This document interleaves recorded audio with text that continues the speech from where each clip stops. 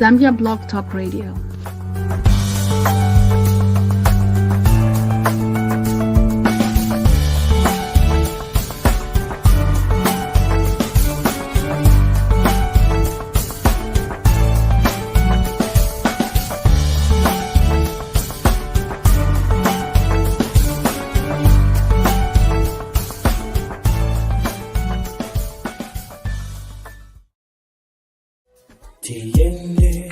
Climate change as a survival.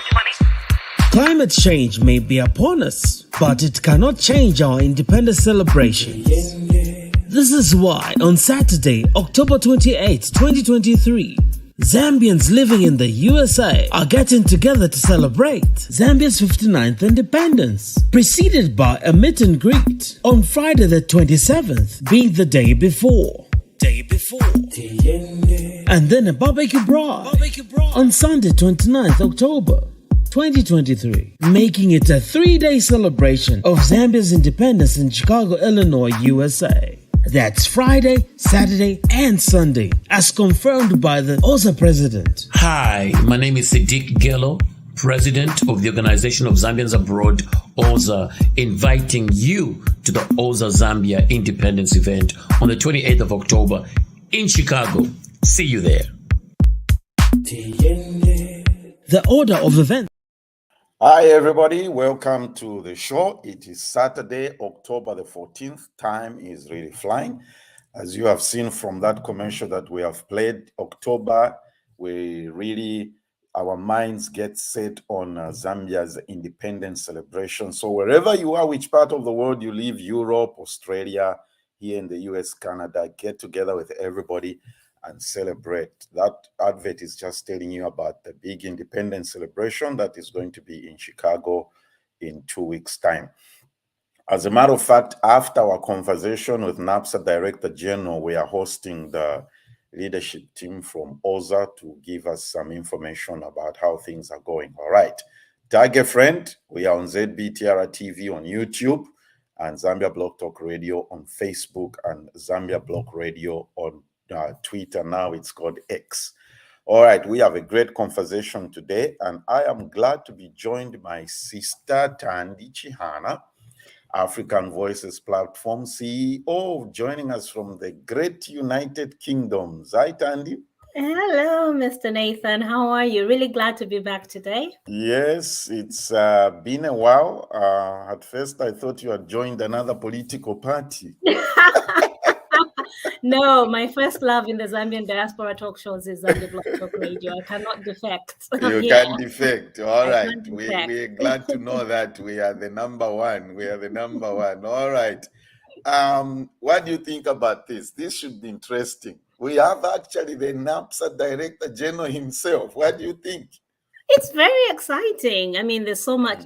NAPSA, I think, was kind of quiet. And then in the last sort of 1 year plus, we've had so much going on. And I'm also very excited about potentially hearing about some diaspora products. That's very exciting. Exactly. All right. Well, ladies and gentlemen, we published this. We posted it everywhere on whichever platform you can think about. And joining us today from the great state of Zambia, the great city of Lusaka, I presume, is NAPSA Director General, Mr. Muyangwa. Good afternoon to you, sir. Good afternoon. And thank you very much for having me on your talk show. Yes, sir. Welcome. And everybody we talk to in Lusaka or in Zambia in particular, they are talking about the heat. You can say that again. You can say that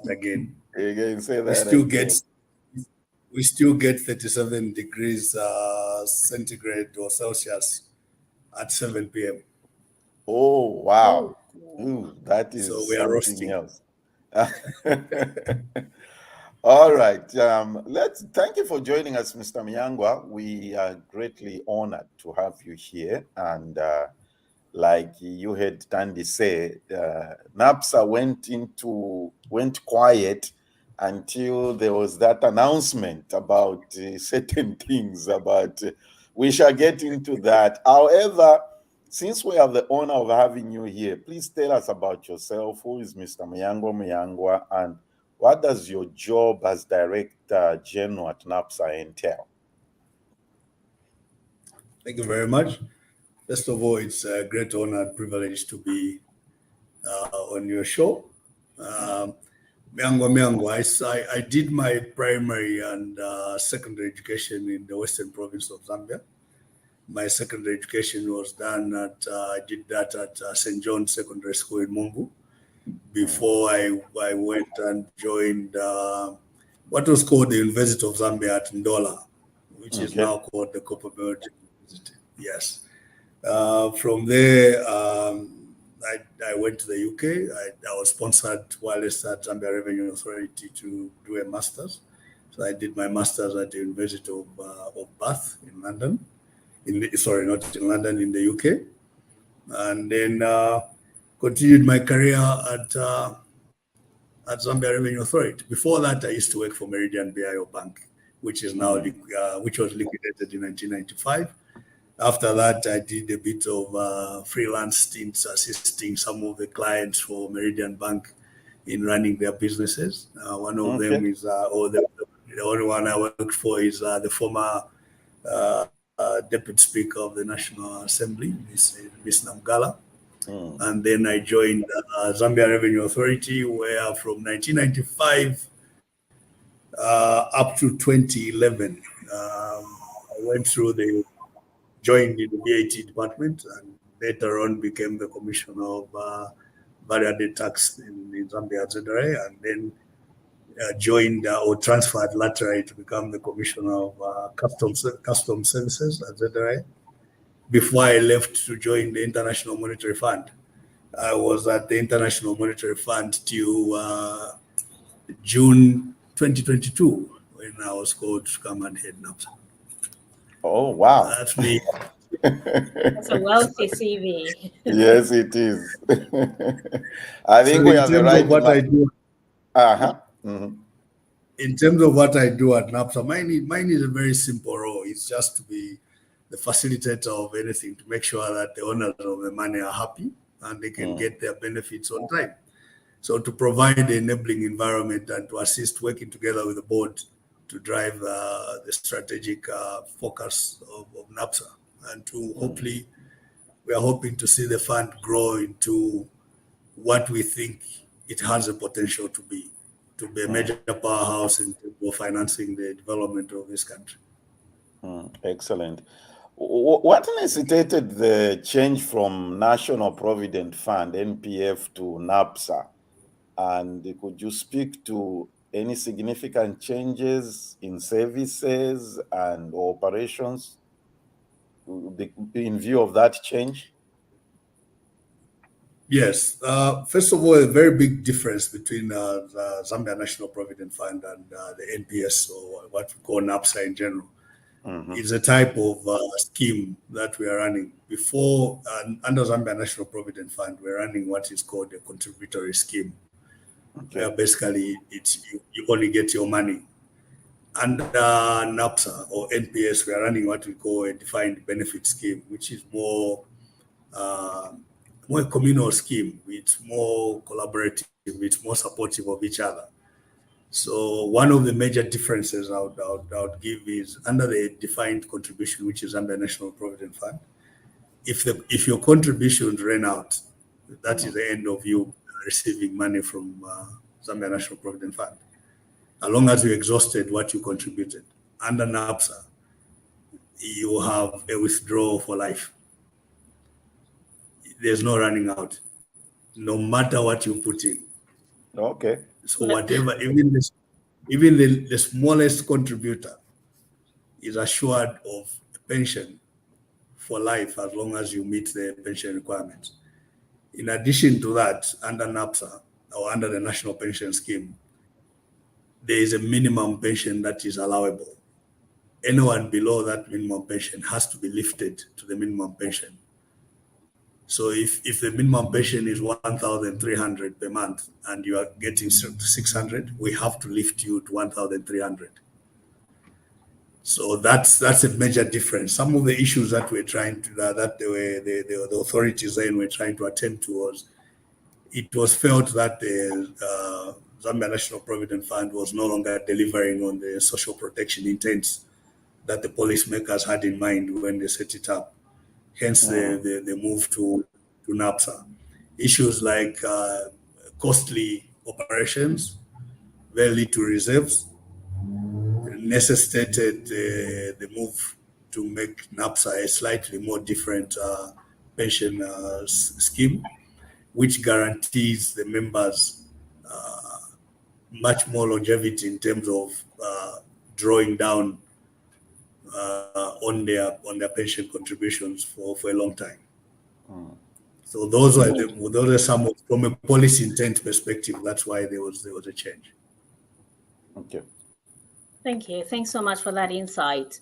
I guess then the next thing we'd want to know, having set NPF and NAPSA apart, the next thing we'd like to know is what exactly does NAPSA do? What services are offered? What products are there for Zambian citizens? Okay. So the most obvious one is the fact that we pay out pensions. But there are many types of pension benefits that we pay. We have the one that everyone knows, which is a retirement benefit. We pay that either as a lump sum or on a monthly payment. We have what we call survivors benefits, which is what we pay for the beneficiaries of a member, should the member pass on. We have what we call funeral grants, which is something that is payable to support a decent burial for our members. We also have what are called invalidity benefits. Should you find yourself unable to continue work because of maybe an accident or something, a medical illness, we are able to pay you. We'll be able to pay you a benefit that's called an invalidated benefit.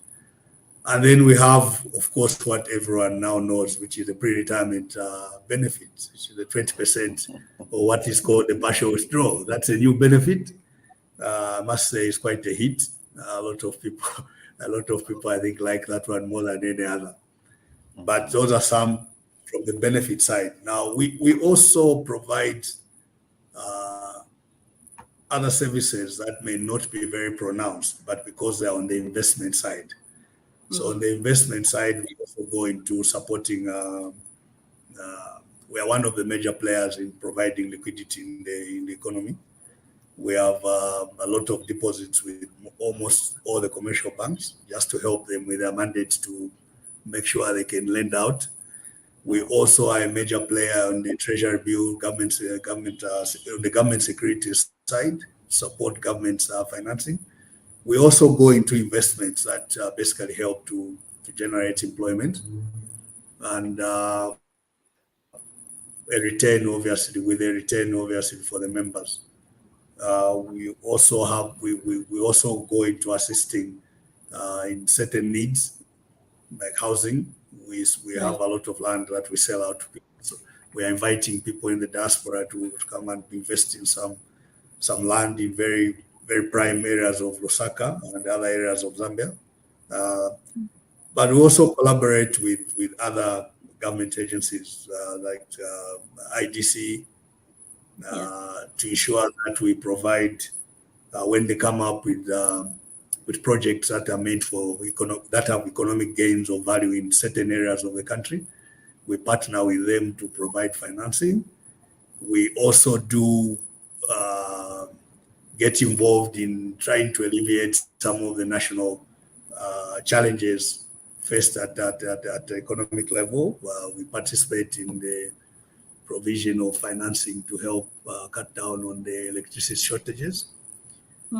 Basically, we are a very key institution in the economy of Zambia. Out of the 23 companies listed on the Lusaka Stock Exchange, we are invested in 16. We are invested in 16 of them.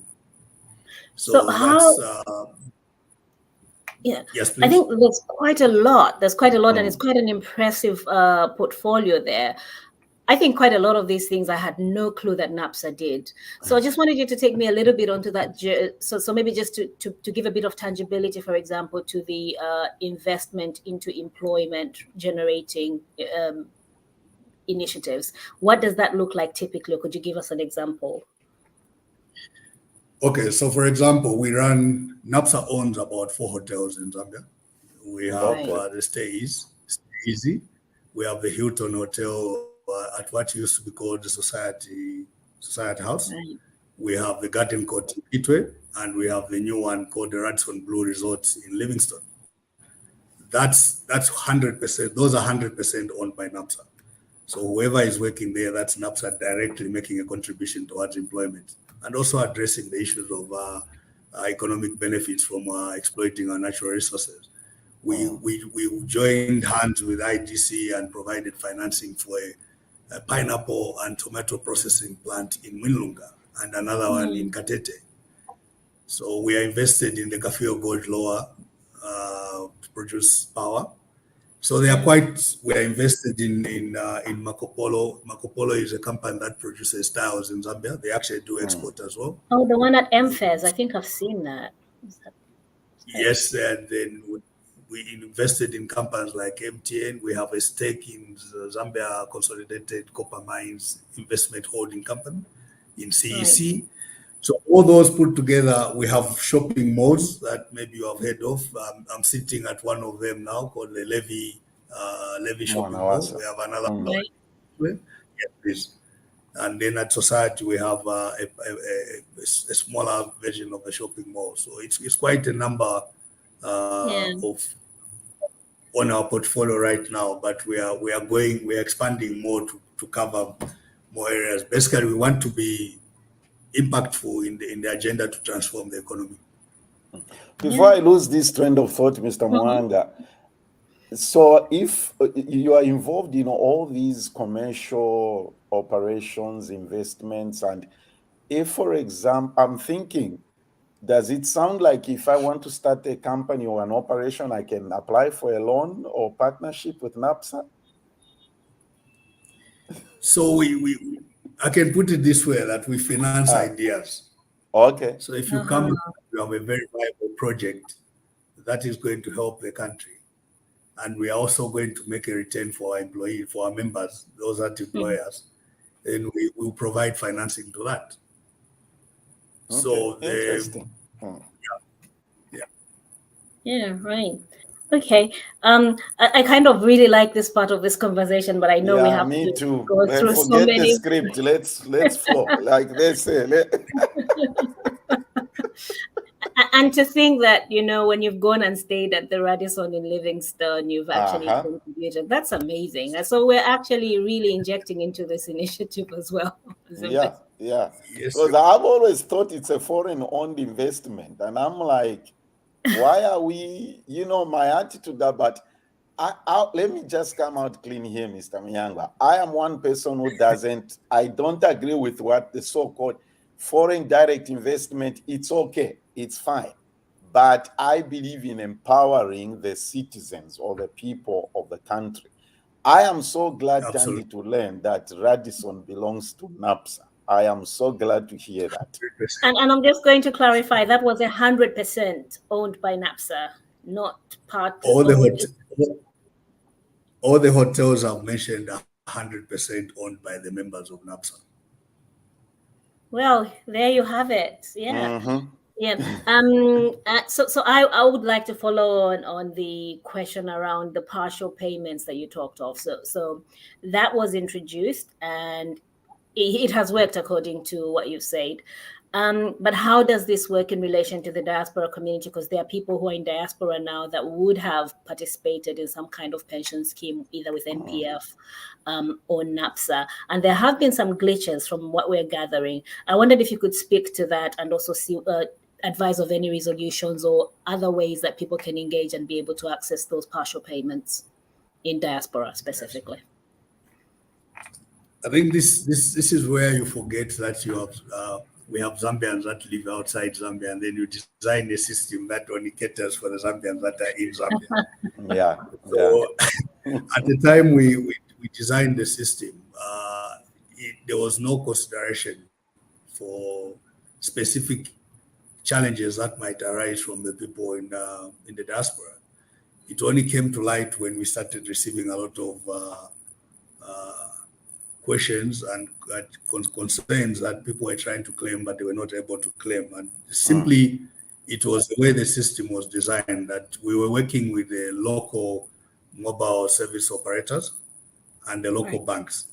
So for you to get onto the system to claim the partial withdrawal, you needed to have a verification done between the bank, between the mobile phone operator, that's MTN, Zamtel, and Airtel. Yeah. And that information collaborated with information we have at NAPSA. And then we go to any of the banks that you would like to, where you hold an account, and then make sure that the information confirms that you are exactly the same person. So in all this, you can see that the focus was very much internal. It was very much in the country. Yeah. It took a little bit of time to realize that we had excluded people in the diaspora that were entitled to making a claim. So we've been working on a system where to make, you should be able to, basically by the time we're done, anyone should be able to make a payment and receive a payment from NAPSA anywhere in the world, because we know that Zambians are everywhere and members are everywhere, because we have other members that are not really Zambians, but they should receive their benefits from NAPSA, and we need to find technology which is available right now nowadays to ensure that we cater for their needs. So we're working on something. It's taken a bit of time, but it's because of the challenges of trying to go international when you are predominantly a local entity. So that's something. That's something that's being worked on. That's something we're working on. For now, I think the Zambians living in the diaspora that have roaming mobile phone, Zambian mobile phone numbers should be able to onboard and actually make a claim. But we don't want to restrict it to ability to roam. We want to find a solution that allows you to interact with us using any platform that is workable for you or that is more convenient in the countries where you reside. Okay. Yeah, I believe that answers Mwangala's question here. She says, how do you intend to improve the online portal for people in the diaspora, since one of the requirements obtaining is a local mobile number? So I believe you have addressed that. Thank you, Mwangala. Okay, Tandy. Yeah, the only question I had was, thank you. It's good to know that you are working towards it. Do you have a date? Do you have a timeline, just so we can manage expectations for the diaspora community? We are hoping that within 2024, most likely within the first or second quarter, we should have a solution that we can try out with the diaspora. We have a lot of embassies that we are engaging that are helping us to deal with the provision of a solution. So we are hoping that by the mid next year, we should have a solution for you. We are still in the thick, well, not really so much in the thick, but we're still trying to deal with a lot more of those that had already made a claim, but for one reason or another, the claims could not go through. So we are busy clearing that backlog, and at the same time dealing with ensuring that everyone can access their money, and everyone means everywhere. Okay, excellent. People mainly, this platform is designed to address issues affecting those of us living in the diaspora. So what do I need to know or understand if I need to make a claim, whether it's my my retirement benefits and also speak to at what age is one eligible to claim, and how is it working? Okay. So I'll start with the retirement. So retirement, you have three ages that trigger retirement. We have 55, we have 60, and 65. Any of those is an age where we can give you your retirement benefits. Now, to qualify for a monthly, there are two types of retirement benefits. There's one where we pay out a block amount of money at once. And then there's one where you go on a monthly check. So to qualify for a monthly check, you should have contributed with NAPSA for 180 months. Okay. So if you don't meet the 180 months, then we pay you what is called a lump sum. Now, you have to bear with us at the moment. All these benefits are triggered by yourselves, the members. So once you get to the age where you want to retire, then you notify NAPSA, you put in a claim. There's some forms that you still have to fill in. You have to bear with us. We are still filling forms. And then you send them over to us to an office at NAPSA, and then we process your payment. But what we are trying to do is to flip that process. We want to let you know, Tankama, that you have 1 year before you retire, and we would like you to elect whether you are retiring at 55 or you are going for 60 or you are going at 65. And we keep that information on the system. Now, what will happen is, why are we alerting you a year in advance? We want you to start going through the process of getting ready the information that is required for us to process your benefits. Now, when I say getting ready, I don't mean provision. What we want to do is to get to a state when Sankama or my sister is ready to retire. You don't need to provide anything. We'll just provide a check for you that you elected to retire at 55. Here is your money in the bank that you notified you wanted to receive your retirement check through. So those are some of the issues that we are trying to make it much simpler for the members to interact with the system. We collect your information from the day you join as a member. It shouldn't be a surprise when you are retiring, because we should know at what age every year you are at, and therefore should be able to interact with you based on your age to start notifying you that you're getting ready to retire.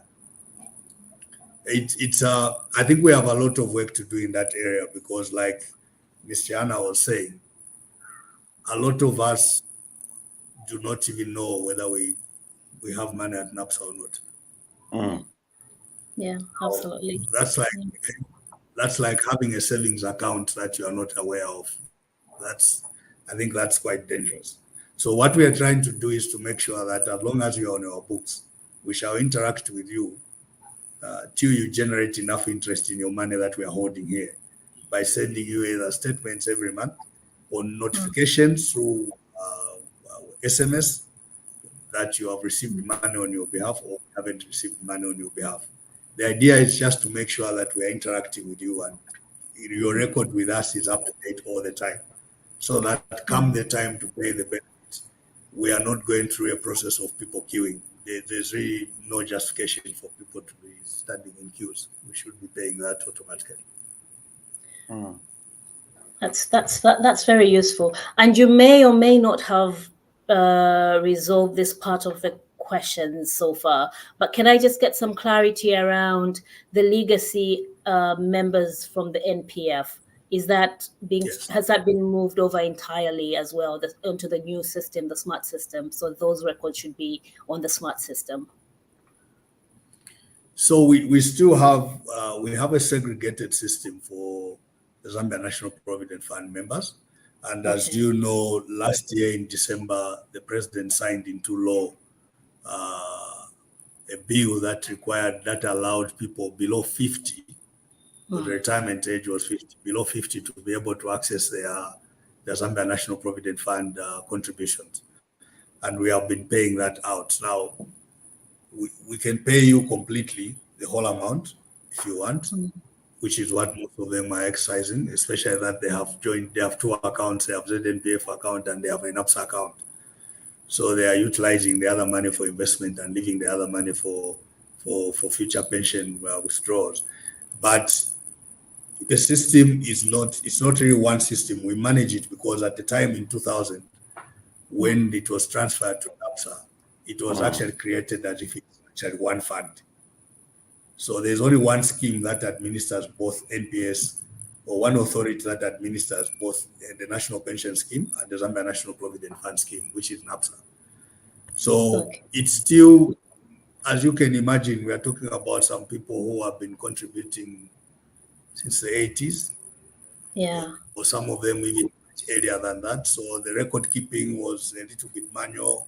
So some of those processes still require a little bit of manual backup.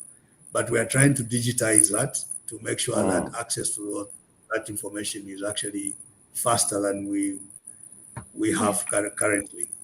Yeah, but going forward is everything is going to be digital, and we have the Excellent. NAPSA parties. Yeah.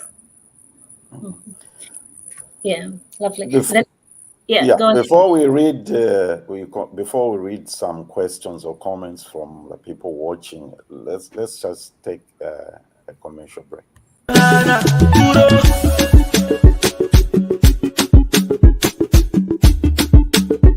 Zaga.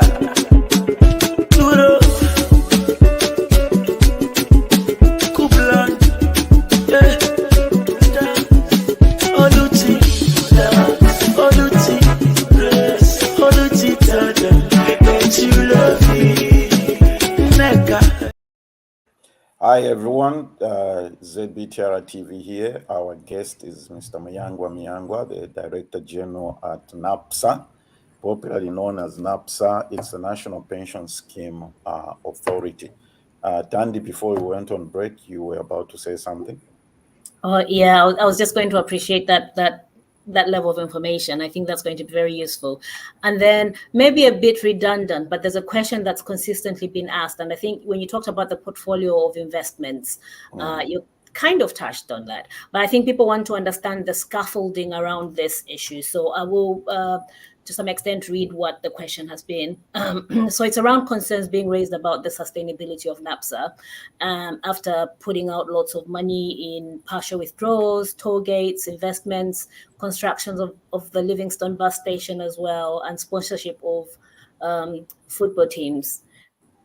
What is the sustainability of NAPSA, and should people be concerned, or could you speak to the scaffolding around it? Maybe you spoke to the portfolio, but could you speak to how else people can be assured? No, they don't need to worry. NAPSA is quite a stable and well-funded institution. Now, let me talk about the fact that there's one side where we are raising money, or where the money comes in, and it comes in from your contribution every month. And by the way, I omitted to mention that the NAPSA, under NAPSA, the scheme is actually in two types.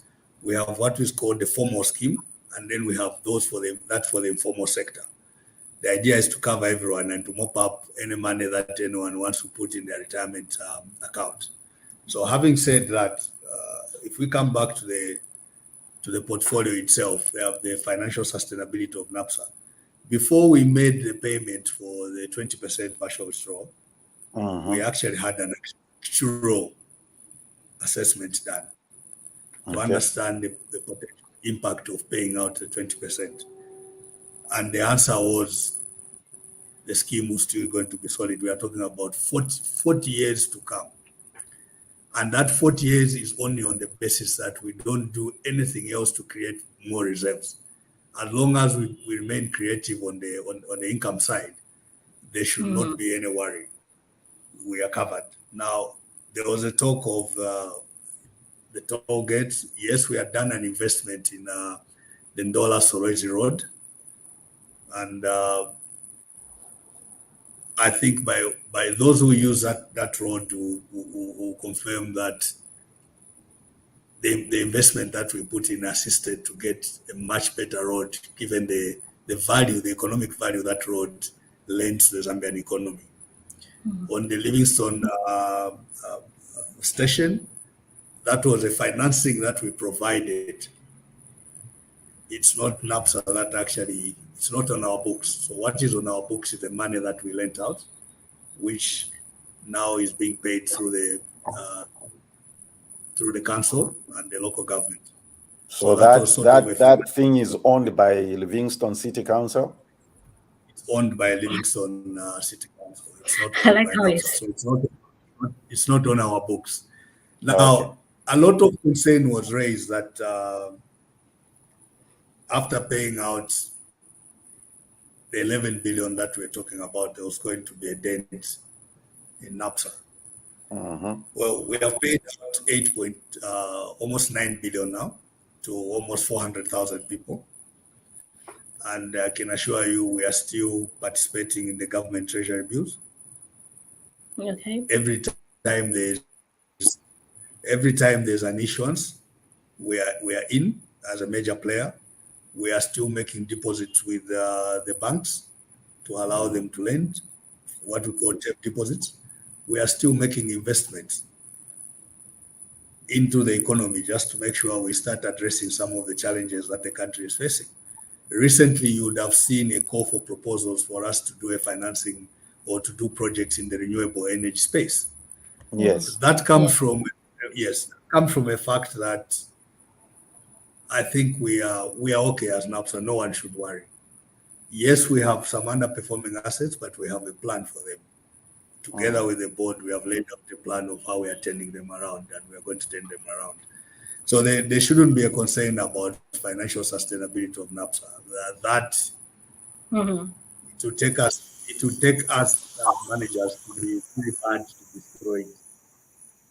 But I think we are on course, and people should not worry about their money.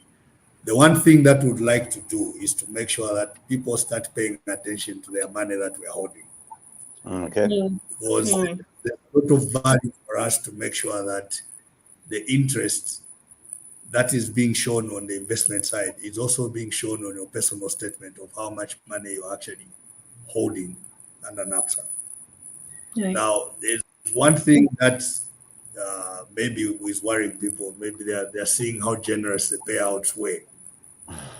I can assure you that in most cases, and that's a value that NAPSA adds to you that you will not find anywhere else. You won't find that value addition in the bank. You can only find it at NAPSA.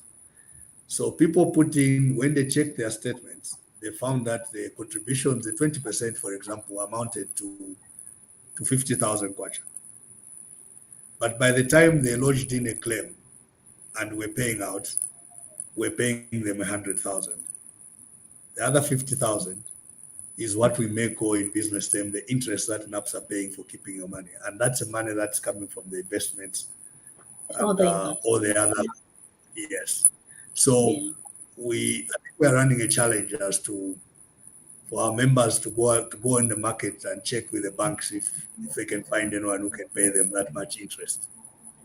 But even that does not mean it's going to damage the financial sustainability of the institution. We took care of that and had actuaries, people whose job it is to advise pension funds on the impact of anything, on any benefits on the overall financial sustainability of the scheme, and they gave us a green light that you're okay. Okay, thank you. But Nathan, before you come in, I just have a follow-up question that's kind of related. So in terms of investment vehicles, would there be, you have spoken about the diaspora purchasing land, but what you haven't seen, if you've talked about interest earning and all, would there be any benefit at all in creating a pension product, for example, that would allow the diaspora to pay into? You've just preempted what I was going to offer. Let's hear this one. sometimes certain things happen if you focus so much on the negative, you miss out the opportunity. So I'll give an example of the partial withdrawal. When the partial withdrawal came in, it was a big changer to the design of the scheme, the NAPSA scheme. Because remember, for 22 years, it has been running as you only access money when you retire. Yes. Or if you die, that's when your survivors access money. But then there comes a benefit that says, no, you can actually access part of the money before you retire. So then it sets a thinking now on the other side, say, so we do what we have been doing for the past 23 years. So it forces now us as management and the board to start getting more creative and say, what else can we do? So we are trying to introduce now what is called supplementary savings. If you feel like increasing your savings, you can put in. Now, we are also mindful of the fact that we had not taken advantage or we had not gained access to the diaspora. So we are looking at creating products that will allow you to make your savings. Almost similar to what is on the informal sector side, where there are no penalties for skipping a payment, but you pay at your own, pay as you go, at your own ability to afford. But we keep that money for you. And whenever we are looking at ways of saying, should this be part of the partial as well? You can do a partial from there. Or is this something that we should be looking at and saying, okay, we reserve it for retirement? The good thing is what we are looking at is there should not be restrictions as to what you can do. So once that is approved for us, we are going to introduce a product basically for the diaspora. So that's some of the stuff we are working on. We are also looking at, thank you. We are also looking at just ways of lifting the adequacy of the pension itself. I was talking about 1,000 kwacha. If you live in the diaspora and you convert what 1,000 kwacha is, you're asking someone to survive on very little amount. So what we are trying to look at is, which we are going to recommend to policymakers, is ways of maybe enhancing the actual retirement package that people get by tweaking around the design of the scheme. So it's quite a number of things that we are working on that we would like to present. Some of them require the approval of government as the policymakers, but I don't think it's something that government would shy away from. So would like, for example, to start saying, may the diaspora bring in some of those dollars into Zambia so that you become part of the FDI through NAPSA. But you're a Zambian, you're contributing to the development of your own country. And then you know, the diaspora, Mr. Muyangwa, it has to be online, you know. Your relatives in the UK, Australia, US, Canada, we are used to doing things online. Feeding out papers, that's my father's lifestyle. Yeah, I should say as well, Mr. Muyangwa, that it would be of benefit perhaps for, hopefully by the next time we're having the next Zambian Diaspora Conference on Zambian Soul. We had one in July last year, and we had quite a lot of stakeholders join us. Hopefully you will be ready with your products for the next one and be able to present to the diaspora community. Yeah. That's it. Yes, and Mr. Nkama, I agree with you. Maybe just to give you a hint of where we are also going when we are saying we don't like paper. We also don't like paper. It does not help in this day and era. So you would like, maybe it would be of interest for you to know that out of the 400,000 people that claimed their partial withdrawal, close to 200,000 did not fill in a paper form. Oh, wow. And they received their money, some of them within the same day. Okay. So we're already working on making it easier. The issue really is get rid of most of the paper, simplify the processes, allow people to be able to interact with our portal or any app that we put in place, just to make it easier for them to do whatever they want to do with the NAPSA services or products that are available.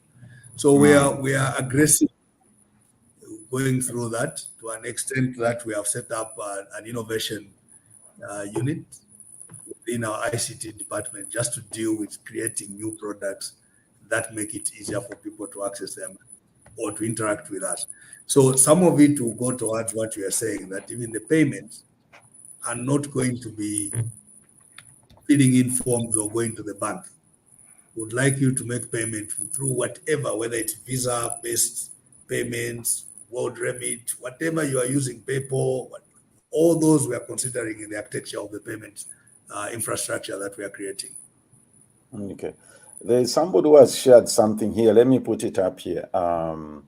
Members who contributed to NPF are able to download forms from NAPSA website, fill in and the required documents, submit the claim via, is that a credible email? I hope you can see that?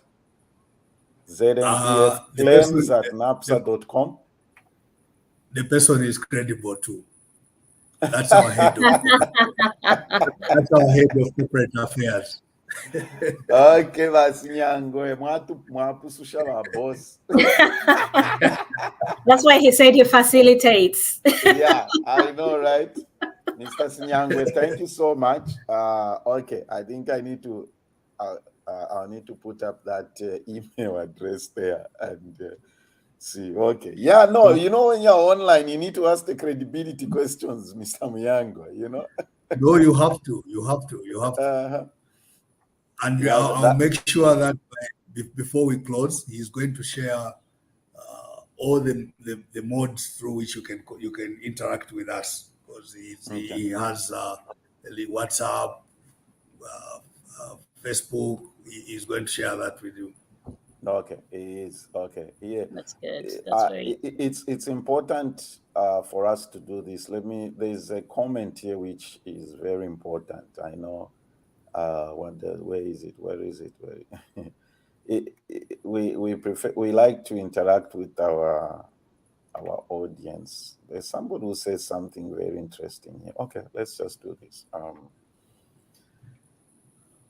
Okay, Ms. Dawn says he's been following NAPSA, and there is a confirmation email that former employees were penalized, but since I give my social security, I've never seen funds in my account. Where do I go from here? He's been facing problems. Yes, I think this is something that we've been facing for a while. We admittedly accept that the compliance levels have been very poor, and we have a role to ensure that we pick up those compliance levels, because they create problems at the time of members trying to access their benefits. That's when they discover most of the payments were not coming through.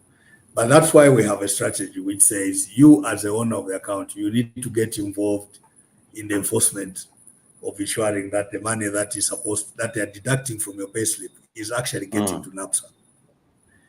That will help us cut down on the amount of time that people have to go through trying to chase up their unremitted funds at the time of claim. But what we can do to is it Mr. Musa? I think I saw a name. It's yes, Don Musa. Yeah. Yes. What we can do is you can give us the details. I'm very sorry that employees are getting cold feet. That's not the kind of NAPSA attitude we want to have. Would like to make sure that if you come with a query, it's sorted out as quickly as possible, and you advise us what to do. So what we may need to do, Mr. Nkama, is maybe through you, I can get the details from Mr. Musa, and then we'll get back to him. Okay, that's a good one. Don't inbox me, and I'll forward your information to Mr. Muyangwa, and we shall go from there. That is the reason we're having this conversation, and it's important that we get to the bottom of things and ensure that people's challenges, whatever issues that they have faced, are resolved. It's not just a talking show. Yeah, those of you that have followed us for 15 years, you know that when we do this, it's meant to address problems like Donna has brought up. Okay. Maybe Mr. Kamal, just because you have mentioned that, I need to quickly put in maybe what we are trying to do. We are trying to make sure that what Mr. Musa is experiencing does not happen. So we want to make sure that we are running our NAPSA accounts the way you would run your bank account. At the time you want to withdraw, when you put your ATM card into the wall, that's not the time everyone goes scrambling trying to figure out if you have money in the account or not. That's the time to withdraw. That's the kind of approach we want to adopt, where Mr. Musa should not be talking about the employers not having paid contributions for a long time. We should have been engaging that employer till that employer pays and make sure Mr. Musa's account is up to date. Yes. But we want you as the owners of the account to also get involved. That's why we want to be sending you notifications that your employer has not paid. We also want to be sending you a statement so that you can monitor the monthly contribution and ensure that, one, they are coming through, and two, they're actually the correct values. If they are not, your input, your feedback to us makes us quickly go and talk to the employer and find out that to make sure that they can actually pay the correct amount for you. There's a lot of benefit now, especially with the introduction of the 20% partial withdrawal. You need all the money in so that your 20%, when it's time to get it, it's substantial. That's true. Yeah, Enoch says, thank you for the honesty in your response regarding the challenges faced by those in the diaspora. Thank you, Enoch. Very important, Mr. Muyangwa, this, I'm sure. Yeah, because, I mean, we face a lot of challenges. Like I mentioned here, is that living out, you lived in the US yourself, Muyangwa. You know, we're used to doing things online, and there shouldn't be any challenges in that area. Richard says, I believe a certificate of employment is one of the requirements in a situation where mine is lost. What's your advice on how to acquire one? If the employers are still, they're not defunct, they're still operating, they're still a going concern, you could actually get one replacement.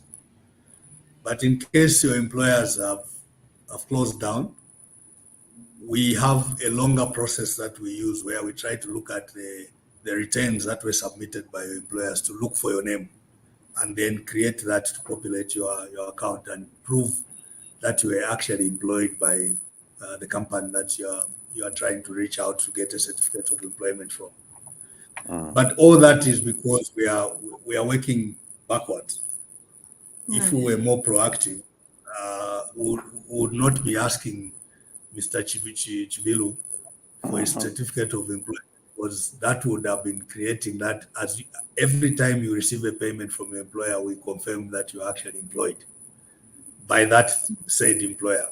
So by the time it comes to your withdrawal, the certificate of employment should have been just by the way, because we have up-to-date information on your account. So Mr. Chibilu, we will try to see if we can get the returns from your employer and look for your social security number on those returns to confirm you're having worked there. So there are other workarounds that are possible. And to that point, Muyangwa, that is one of the questions that was sent to me by some colleagues to say, how has NAPSA handled cases or issues or situations of people who worked in companies that were liquidated or, like you said yourself, defunct? And how has that situation been handled? I guess you've partially answered it in your response to Richard's question. Yeah, so for some of them, we actually they contributed everything, they were up to date. So there's no problem in trying to go back to confirm you having been a member. And if you checked for those who managed to do a claim under the 20% partial withdrawal, you would have noticed that when you onboard, we actually give you your employment history and just ask you to confirm that those are all the companies you worked for, and we haven't missed anything.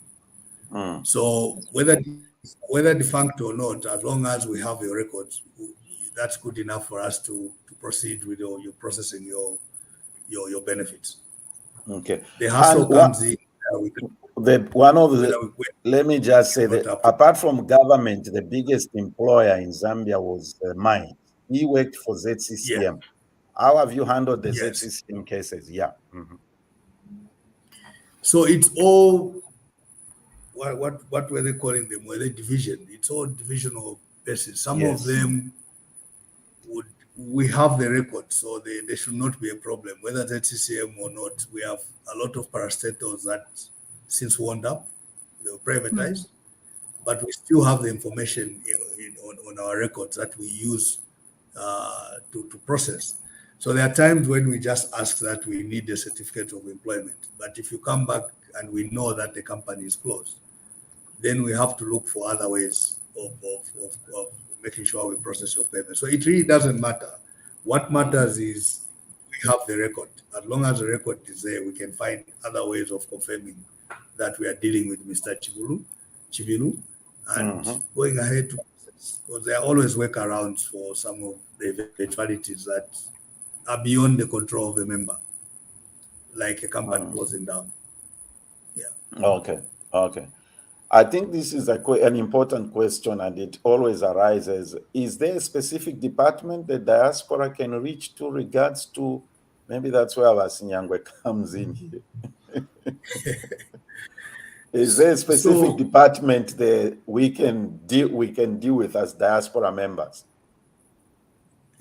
Not really for now, but this is a very good question. That we are going through a restructuring.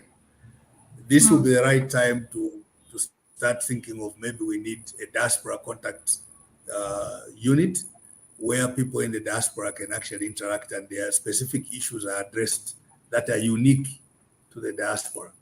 So, Madam Princess Mwangala, thank you very much for giving us an idea.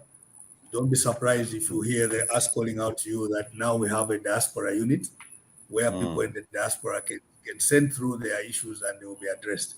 Not in terms of queries, but actually a functional unit that deals with dealing with their benefits-related problems. So thank you very much for that. We shall take up that idea. Excellent. Before I turn it back to Tandy, here's another good one. It is virtually impossible to produce salary slips or pay slips as evidence. What measures do you have in place for those paid into NPF in the 80s? So this is where I was saying that we have a fallback where now we start going through the returns from those companies to look for your returns.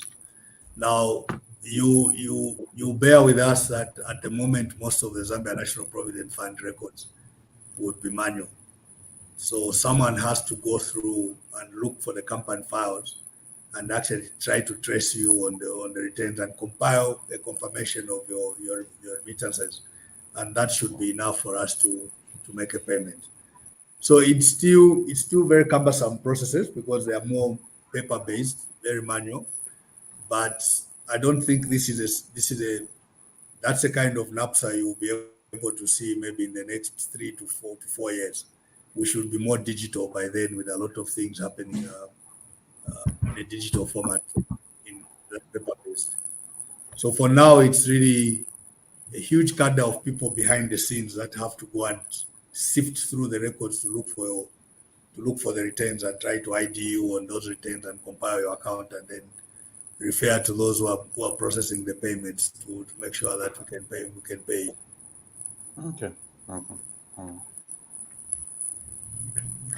Right. So I think for me, it's really just gratitude that you've given us such a platform, and it's been very informative, and further to extend that invitation where we have a more direct interaction with you as diaspora community. So we've built up a very good relationship, for example, since the Diaspora Conference with Zambia National Building Society, and we're able to plug into their products, ABSA, Zanaco, and we would really love to have something like that with you. I think the diaspora would benefit across all the various diaspora entities. So through and alongside the embassies and high commissions, we work collaboratively. So we'd like to hear more from you as well. I think that's the direction we are going. We realize that we have been a sleeping giant, and we need to wake up and start dealing with every Zambian, irrespective of where you go.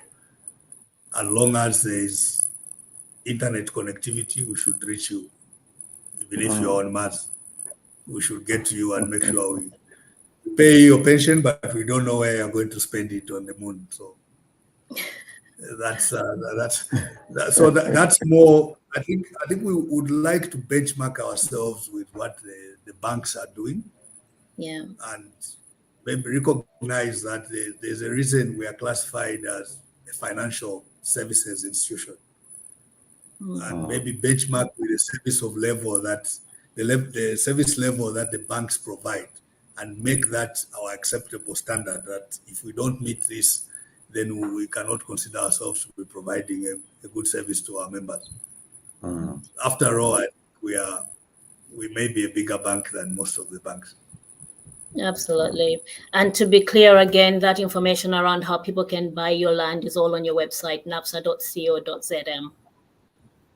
what we'll do is we'll just make sure that maybe we, working with Muyangwa and team, just create maybe a diaspora link somewhere where diaspora related issues can be found on our website. Because sometimes as we are trying to revamp our website, we understand the challenges of navigating the website to get to the right information. So maybe as we interact more with you, we should be bringing out the things of interest for the diaspora, and maybe on that corner, diaspora corner, that's where you find the information faster than you would need to scroll through the entire website. So we and our IT guys will make sure that Mr. Kama and you, Ms. Chiana, will become our focal person to try and find out what kind of services can we provide to the diaspora, what are the needs, how best can we address them. But Ms. Mangala has given us a hint. A diaspora unit will make sure that is established. Yeah, we can't go away. This is a community platform, and it's about the community. Final question. I worked for Bank of Zambia in Ndola and was surprised when told that they had not been paying towards my pension. I'm not sure what to do now. What's the best way forward? I think give us, I hope Muyangwa is taking down that, and if, through Mr. Nkama and Ms. Yana, we can have your contact and we try to resolve your issues. I'm surprised that Bank of Zambia would not have been paying, but there could just be the issues of records just not being properly kept. And I would want us to do a much more personal resolution of issues than maybe on the platform. So we engage Ms. Billy, if you could just send through the information to Mr. Kama or Ms. Jana, and then we'll get back to you to try and understand your query and sort it out for you. Okay, excellent. Everybody, that's the website there, napsa.co.zm, and probably we need to put up the, which one? The ZNPF claim or email. That's with Mr. I'll get Mr. Muyangwa's number, then maybe we can start moving towards that direction concerning issues affecting people in the diaspora. Yeah. I wouldn't like to bombard you with these things. I know you are a very busy person, and my goodness, Mr. Muyangwa, thank you so much for taking the time to do this. Thank you so much. Thank you so much. Pleasure is mine. And you see, I also want to reiterate something here to everybody, that when we say ZBTR is a community platform, it's exactly that, all right? This gentleman is saying this program is very informative. That's Cletus in New York. Thank you, ZBTR Nathan Antandi, for presenting a timely guest. We have learned a lot from MD Muyangwa. Muyangwa is very clear in his delivery. Truth of the matter, everybody, I'm going to tell the secret here. This is the gentleman responsible. Is that him? Is that Mr. Tipper? Yeah, it would be him. I think we've lost Mr. Nkama. Yeah, that would be him. And also I think I just want to appreciate this. I'm sorry, I missed you as well. Thank you very much to Mr. Antipa, because we had an issue we're resolving, and he was I think we owe it to him that we inconvenienced him, but he still said, well, maybe you can come and talk to the other people in the diaspora and try to understand where we are coming from and see if you can cater for us much better than you are doing right now. So thanks very much, Mr. Antipa. It was all from your initiatives that we are here. Thank you. Yeah, absolute gratitude as well. Thank you so much, Mr. Antipa, as well, for helping us. It has been informative, and also just knowing that you're looking to become more intuitive in how you're operating. That's not just a diaspora thing, it's across the board. My grandmother in Lundazi should be able to operate from there rather than come to your offices in Lusaka. So thank you. Yeah. That's true. That's very true. Thank you, everybody. Sorry, my technology just went kaput, and those things will happen. And, thank you, Mr. Muyangwa, and thank you, Tandy, for co-hosting with me and for being here with me today. It's been a great discussion, and we look forward to more of these things. I shall get in touch with Mr. Sinyangwe so that we can collaborate how we are going to work around these issues to do with the diaspora and concerning us. Okay. All right, everybody. That was our show for today. Do not go anywhere. Coming up is we'll be speaking to the OZA leadership as they inform us about, give us information about what is coming up for the OZA Independence in Chicago. Have a wonderful weekend. Zambia Blog Talk Radio.